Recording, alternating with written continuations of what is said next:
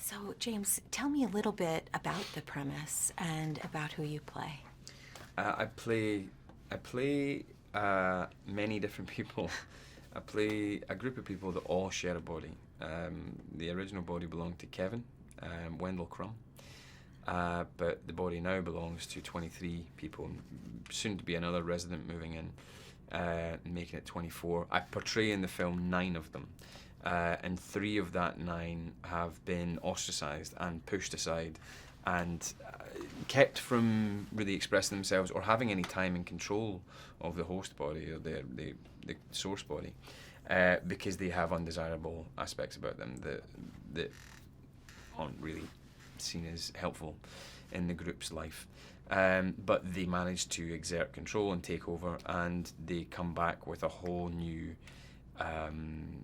belief system and doctrine about this avenging godlike figure that will fight for them and be their advocate in the wider world that doesn't even believe they exist, that doesn't believe DID exists, dissociative identity disorder. So they come out and they've got this whole plan which is meant to empower and allow this new figure to emerge, which involves significantly harassing 3 young women. But nothing goes according to plan, and they all end up becoming way more connected to these girls than they ever thought they would, and they get played as much as they play. When you first read the script, tell me about your reaction. I was confused, like the audience, and then I was enlightened, and then I was confused again at something else, and then I'd be enlightened again, and then I'd turn 5 more pages and I'd be confused again, then I'd be enlightened. And I think what Knight does really brilliantly is he answers every question with another question. So you have it answered, but there's just another mystery that's going to take another. And the whole movie is like that, which I think is brilliant storytelling. So when I got to the end of the script, I was in. I called him and I said, if you really want me to do this, I really want to be in it.